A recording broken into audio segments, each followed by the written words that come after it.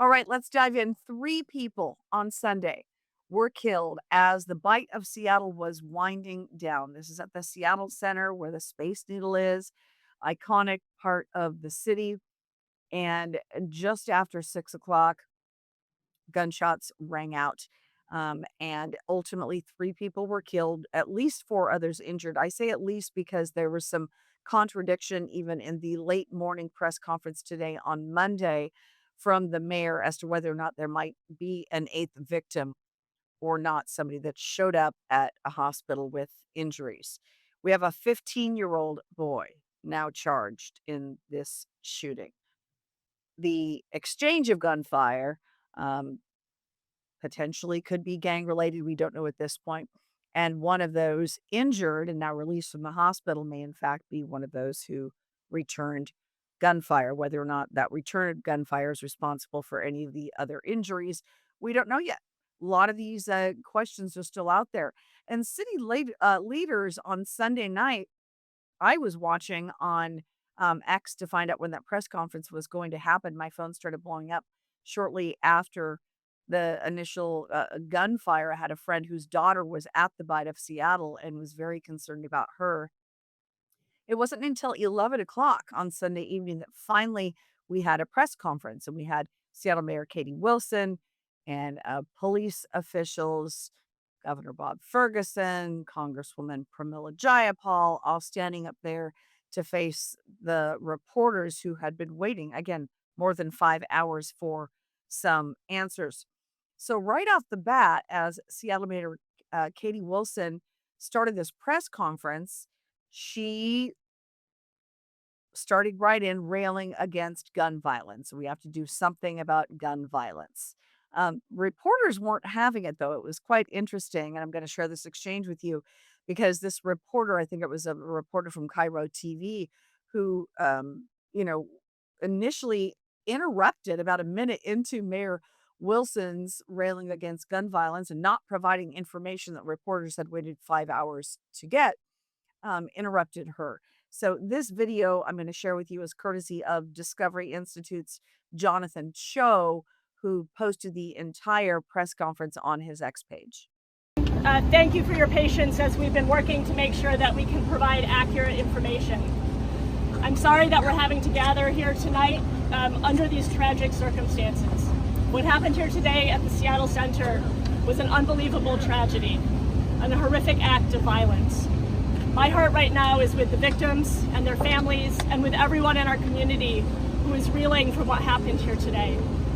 We have far too much gun violence in this city and in this country, and we're coming off of a week in Seattle where we've had 3 major incidents of gun violence in just a few days. We have a lot of work to do as a city and as a country to make this better. I get your passion, Mayor, but we need to know what happened tonight, please. Yes. So our focus right now is with this investigation, with learning what happened so that we can provide accurate information to the public, with supporting the victims. I'm going to turn it over to Assistant Chief Tyrone Davis to tell you what we know. So this afternoon, we had officers working our Bite of Seattle event. At 6:01 p.m., gunshots were heard. We had officers in the area, in the immediate area when these gunshots went off. Officers responded and addressed one of the shooters. That person gave up and was taken into custody. There was another person that we believe that was also involved that fled the scene, and officers began an active search for that person. We discovered as we got to the scene that there were a total of 7 victims that suffered gunshot wounds at the scene.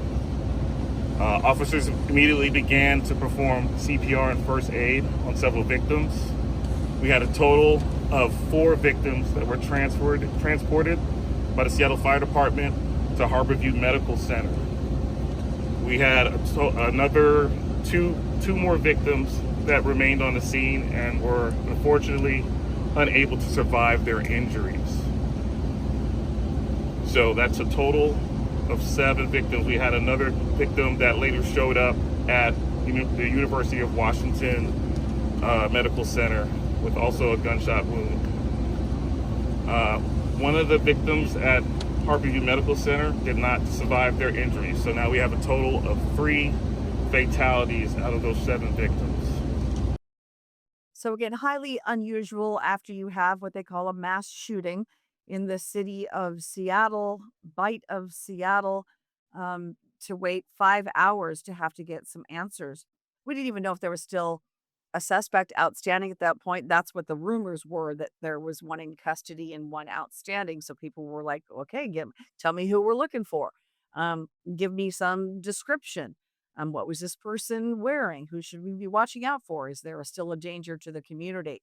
And there's been a lot of frustration I've seen in media reports today online about this. People saying, why did it take so long?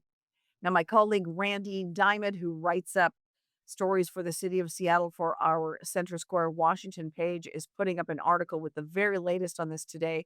So I encourage you to check that out. There are going to be questions in the days and weeks to come. What about the cameras at Seattle Center? Of course, lots of conversation about cameras, whether those are flock cameras or other cameras that the city operates. She wanted those off. You remember during the World Cup, under pressure, she acquiesced, and those cameras around the stadium district were turned on, only to be turned off within hours of that final match happening again. So those questions will be continually asked, and we'll be seeking answers. And I encourage you to again check out that article of Randy's. But I want to share with you the latest we know about those who lost their lives. Those who died were a 19-year-old man, a 44-year-old man, and a 56-year-old woman. Now, two of those victims died at the scene. One died at the hospital. And I also want to put up this reaction from Washington Democratic Party Chair Shasti Conrad, who emailed the Center Square her reaction after the shooting. She writes, while we will continue to channel our grief and rage over these horrific acts towards improving our communities, our focus right now remains with those whose lives will never be the same and our neighbors grieving an all too common and preventable act of gun violence. And then Republican Chair Jim Walsh also emailed a response that said, in part, shockingly, Wilson and Ferguson, talking about Mayor Wilson and Governor Ferguson, appear to have instructed the Seattle Policy Department, or Police Department, he meant to say, not to brief the media on the details of the gang violence for 5 hours after it happened.